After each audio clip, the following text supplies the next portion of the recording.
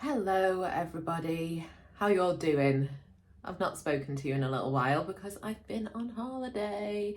I was in Italy last weekend and I wish I was still there. It was amazing. Went to Milan and Lake Como with one of my best mates, Sarah. She took me. Yeah, it was just the best time. We had such a laugh. I've eaten so much food and drank so much wine. It's just not good. All good food and wine though, so I'm trying to do a little bit of a detox now I'm back. So this weekend I'll probably not drink, but we'll see. I start streaming and then I fancy a glass of wine, so then I'll have to hit the shop and get a bottle of wine because I've not brought one in deliberately. So the intention is there, we will see how long it lasts. So I've been doing a lot of streaming. 2 Point Hospital, as you know. I'm currently stuck on Pelican Wharf. I don't even remember that one being hard, but it's really tough level. I think I got 2 stars on it before I went away. Can't remember. I'm on like part 32. So I'm going to have a little stream of that in a bit and yeah, just catch up and try and remember how to play the game, because it's one of those, if you just put it down for a week, just finding your way around the controls again. And I still play the Switch controls, even though I play on the Xbox, and I have done for a few years now, because the Switch kept crashing when I was playing 2 Point Hospital. It got to a level and would just crash. It was a common one. I think they fixed it, but by the time they'd fixed it, I'd already run it through on the Xbox. So yeah, I've got it on both, but the controls are backwards. As you know, the Xbox and the Switch they're in the wrong orientation if you're used to playing one or the other. The buttons are anyway. But I did a little pickup on Wednesday, some bits and pieces. I'm trying to wait until my room is sorted. I've sorted my bedroom out. I now need to do my gaming room. And once my gaming room's done, I can move all the stuff that's in here that shouldn't be in here, that should be in my gaming room, and tidy everything up. And then I'll have more space in the rest of the house. And then I'll actually know what space I've got to put things. And I'm not one of those people. I try not to be one of those collectors who will just collect everything. I'm trying my very best just to collect the stuff that I had as a child, or I wanted as a child, or something that reminds me of growing up, so nostalgic attachment to it, or anything that's Sonic related, or Lego. I just collect anything. I'm trying to kid myself here, but I am a bit more restrained than some people. I've got some friends who will just buy anything just so that they've got the collection. And unless you're collecting a whole set of something, I don't know. It's tough, isn't it? It's tough trying to find that balance of what to buy and what to not without bankrupting yourself as well. So I went to Game On in Stoke-On-Trent. I like it there. The guy's really nice. His name's Will. He doesn't overprice stuff. He obviously needs to make money as well because he's a shop, but he's not extortionate. Some of them are really, really pricey, aren't they? As you know, you go certain places and you're like, really? But he seems to be quite fair on the old pricing. So I've been and bought a few bits off him. And I found this little guy in the cabinet. So this is Knuckles from a Burger King meal back in the day. I'm just seeing if it works. Yeah, it does. I don't know he's just supposed to be gliding, isn't he? But yeah, that was kind of cool. And he was only £1, so I was just like, yeah, maybe pop him in. And he was quite sweet actually, because I bought this as well. So I've been looking, I do like Funko Pops. I'm trying to get some gaming related Funko Pops. I'm not into anything other than the gaming ones at the moment, but they had a number of Miss Pac-Man Funko Pops, but I didn't really play Miss Pac-Man, but I did play Pac-Man, and I found the Blue Ghost, so I got him. So he's going to go in my collection. I've got a couple of Fortnite Funko Pops. I've got Raiden from Mortal Kombat as well.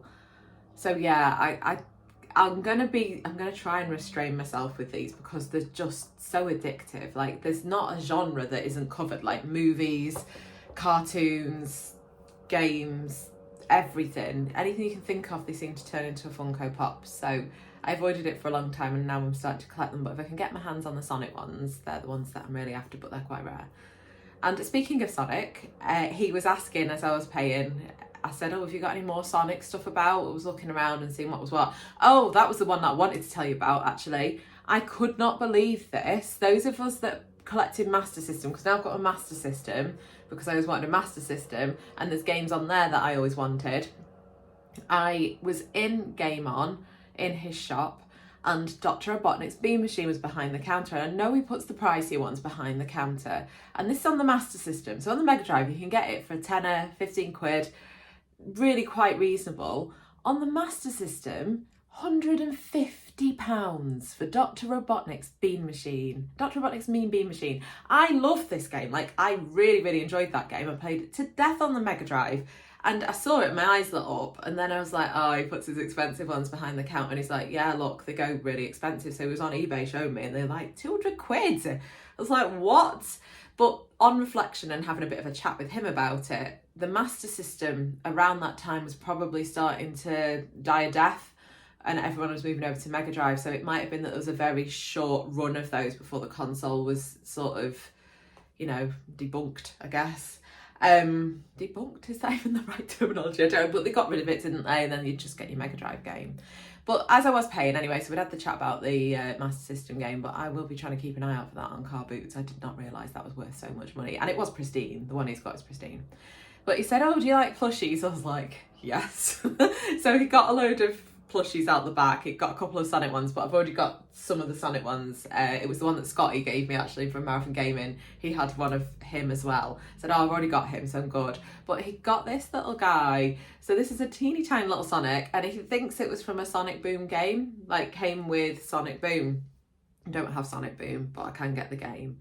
I'm just glad to have found him. He's really cute. So I've got another Sonic plushie that I've never seen as well. So I've got a few more little bits and pieces to go in my cabinets, and my room of chaos is what I'm going to call it until I figure out exactly what I'm going to do. I might try and tackle it this weekend, maybe. But I am going to stream, so I'm going to load this video, then I'm going to drop onto Twitch, and I'm going to stream some 2 Point Hospital. Might do some Sonic Origins over the weekend as well, because I've not streamed that for a little while, and that's always fun. Get a bit more engagement, but I do love 2 Point. Let's see if we can get past that stupid game, the stupid level that is Pelican Wharf, that don't remember being that difficult, but it really is.